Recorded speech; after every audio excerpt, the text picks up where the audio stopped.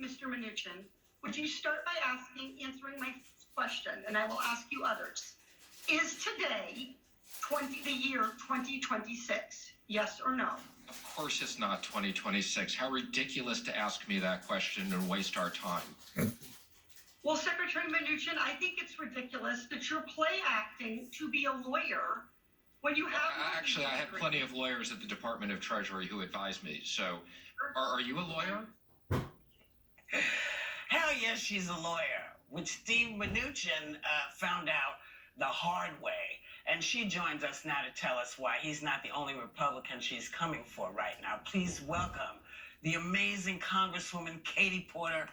Welcome to The View. So fabulous. So fabulous. So when you started with reclaiming my time, I was like, she's about to put him in his place. I mean, we all wanted to just scream. I mean, I did scream to the television. I said, why the hell don't you know that she's a lawyer? Didn't he have any of you, didn't he know who you were before he came and sat before you?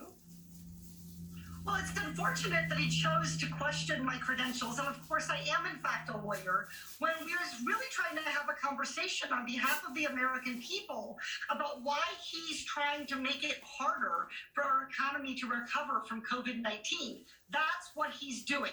And he's trying to hide behind his legal interpretation, and he doesn't even have a real legal opinion from his supposed legions of lawyers to do this. So it's unfortunate that he chose a personal attack, but I'll tell you, it's not the first time that a man has underestimated me, and it probably won't be the last, but it doesn't usually go very well for them. You can ask Ben Carson or Jamie Dimon about that. It doesn't go well for them, especially when you bring that whiteboard out. I would be shaking in my boots if you brought that whiteboard out when I was testifying. But Congresswoman, that confrontation was about the $455 billion in COVID-19 relief Mnuchin is trying to put back into the Treasury's general fund. So the Biden administration couldn't touch it, can't touch it. I've said all we have to do to see who is to blame for not helping is follow the money. Follow the money. Do you agree with that assessment? Absolutely. This money was designated by Congress to make sure that we can stabilize our economy. And taking it away from the Federal Reserve just creates more potential delay and more potential risk. It's the last thing our economy needs. And notably, Federal Reserve Chairman Jay Powell, who is also a Trump appointee, disagrees with Secretary Mnuchin. He's the one who would actually be deploying this money, and he believes that the economy is not stable enough. We know the virus spread is not stable enough, but we should keep the money there so we can put it to use helping state and local governments, which is going to be all the more important if Congress doesn't pass a full, robust COVID relief package. Well, the current bipartisan proposal doesn't include another round of stimulus checks to Americans. Instead, it calls for more unemployment benefits. Now, we're seeing lines for food banks across America, and Congress dragged its feet long enough. So I think we need to get money to people fast. Wouldn't the checks do that? The checks would absolutely do that. And let me give another reason why we ought to be doing disaster relief payments. And that's how we should think about these. These are not stimulus payments. Putting food on the table isn't stimulating the economy. These are disaster relief payments because what our country is suffering right now is a disaster from this pandemic. But one of the reasons we should support these payments is not only do people need help, not only are people going hungry and at risk of losing their house, but from a fiscal responsibility standpoint, from protecting taxpayers, giving money directly to people rather than putting it in government programs that can be abused, that can have delays and inefficiencies. It's also the most efficient taxpayer protective way to get help and to spend the money.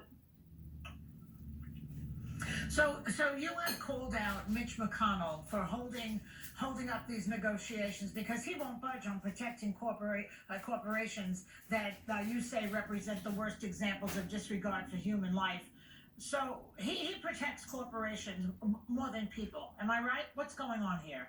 Tell us. Absolutely. There is no reason to change the law around liability. There is no epidemic of lawsuits.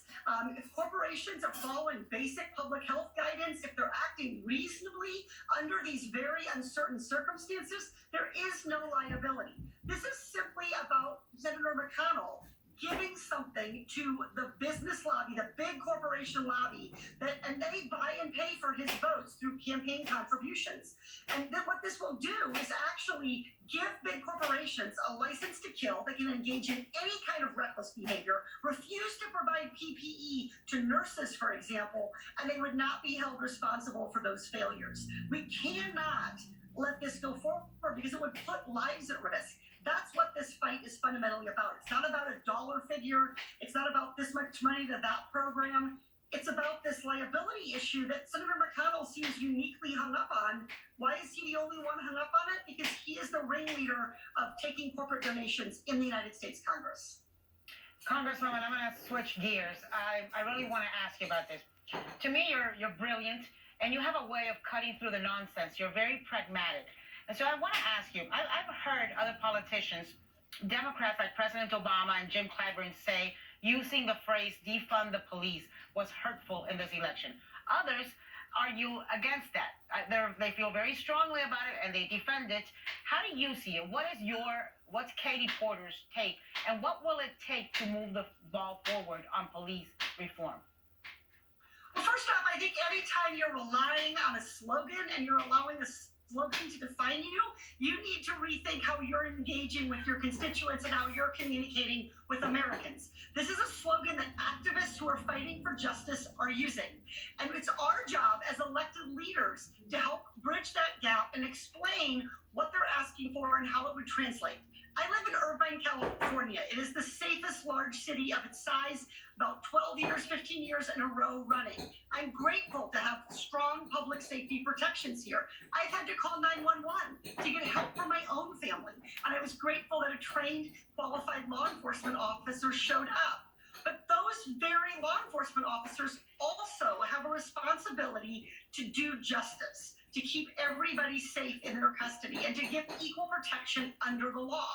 And so this slogan is really about making sure that our taxpayer dollars that we give to law enforcement are going to accomplish their purpose, which is to achieve law and order, which is to make sure that everyone is treated justly. That's what a law and order system means. A law and order system is one that is free from police brutality.